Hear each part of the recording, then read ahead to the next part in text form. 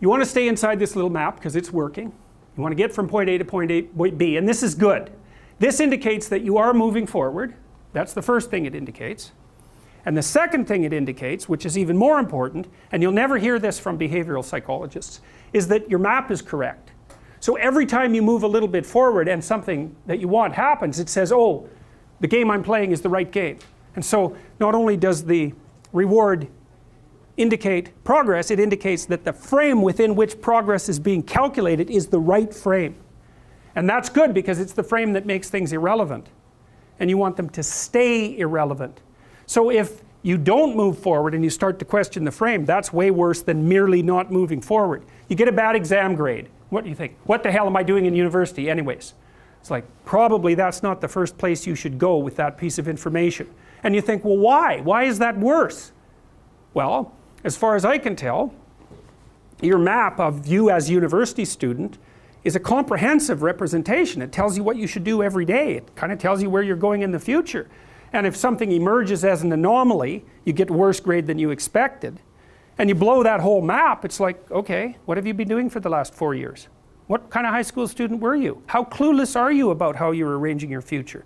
What's your identity going to be if you're not going to be a student? Where are you going to end up in 5 years?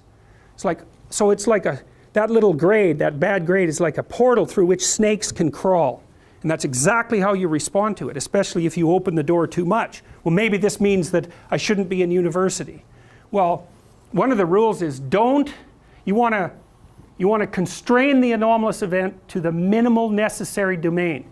It's really, really important. You want to do that when you're arguing with your partner, which you'll do all the time. We have an argument. Well, I should never have married you. It's like, no, that's not the first response. That's a bad response. Or here's a really good one. You've always done that sort of thing, and you always will.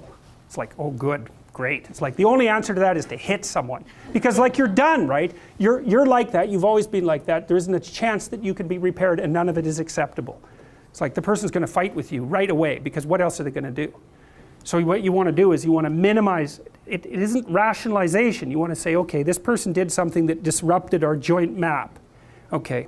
What's the smallest possible thing they could do to put it back together? And you have to know. Well, we need to make a plan so you don't do it again. Or we need to have a discussion so that you know that it wasn't a good thing to do. But I'm not going to go after your whole character. I'm going to say, when I come home and you're watching TV, just come to the door and say hello. Not, don't you love me, or something like that. It's like, no, you just have to walk to the door and like give me a hug or something, and then that's good enough. And so then the other person might be able to tolerate that much corrective information, maybe, if you're kind of nice about it, and you also understand that they're probably going to have something equally horrible to say about you in the next 15 minutes, because you're going to do something stupid. So you don't want to open the door so that every possible snake comes crawling through. Because that's a pathway to depression. And you actually see that happening in depressed people, is that every small event produces a cascade through their entire value system, and they end up saying, well, that's just another reason that I should jump off a bridge. And they really see it that way. It's really awful, because they've got no defenses. It's like, well, I didn't do so well in this course. It's like I'm going to get a bad mark in the exam. I'm going to get a bad mark in the course. That's going to screw up my ability to finish my degree. I'm never going to get into the field of my choice. It's just another piece of indication that I'm useless and that life isn't worthwhile. Bang, I'm going to jump off a bridge. And if you're really depressed, it's like each of those things hits you with the certainty of truth. It's really not good.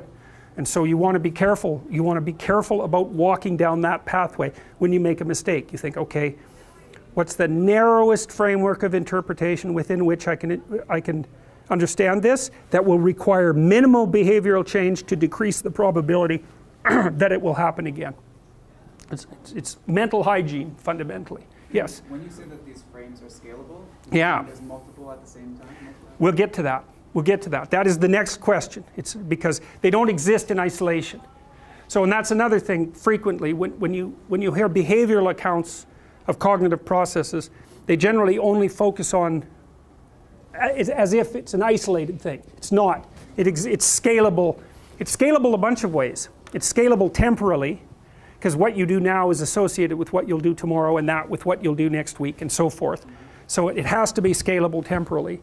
And it's also scalable socially, right? So it has an effect on you, that has an effect on your family, that has an effect on the community, and so forth. And so you don't want to take, it's very difficult to think through the effect of your action on all those scaling levels simultaneously, but you have mechanisms that allow you to do that. And we'll, see, I think that the sense of, let's assume that you're not lying to yourself constantly, so your head isn't full of chaos and garbage, and you have reasonable relationships with people in the world. I think that, and this is leaping way ahead, I think that your sense of meaningful engagement with what you're doing is the psychophysiological marker that you're acting in a way that takes all of the stacked representations into account simultaneously. Because you're trying to figure out where you are. And you might think, well, that means where I am in this room. But look, this room is not a simple thing, right? It's nested. It's a subset of the university. That's a subset of society. It's a subset of your life. The room is a complicated thing. And you need to figure out where you should be in the room.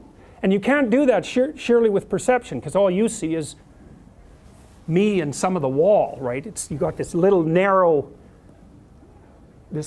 portal. And so you can't really rely on your perceptions to orient you. But you do orient yourself. And I think what you do is it's engagement. It's like, does this seem meaningful and deep and engaging? Yes. Then it's an indication that it's serving multiple masters simultaneously. So maybe both socially and also temporally. And so I think the sense of meaning is actually an instinct that orients people in time and space. It's not an epiphenomena. It's the most fundamental form of perception. And that's the only optimistic thought that I've ever been able to derive from psychology, is that actually could be true. It could be that the sense of meaning is an orienting reflex. And that would be wonderful if it was true, because it would make it real, and it's one of the, one of the devastating elements of nihilism is something like, well, who the hell cares what you're doing? What difference is it going to make in a million years? It's like your sense of meaning is just an illusion. You're a limited creature in a limited place, and nothing you do really matters. It's like, that's a powerful argument, especially if you're an objective materialist and a reductionist. It's a killer argument, but it looks to me like it's wrong. It's actually wrong, because meaning looks to me like it's an actual phenomenon. It does say that you're positioned properly between chaos and order, or something like that. It's real. So we'll see. We're going to develop that argument, because if it's real, you want to know that, because it gives you something to stand on. Maybe it's as real as pain, but it's not pain. It's something positive, and you need something positive that you can rely on. All right, so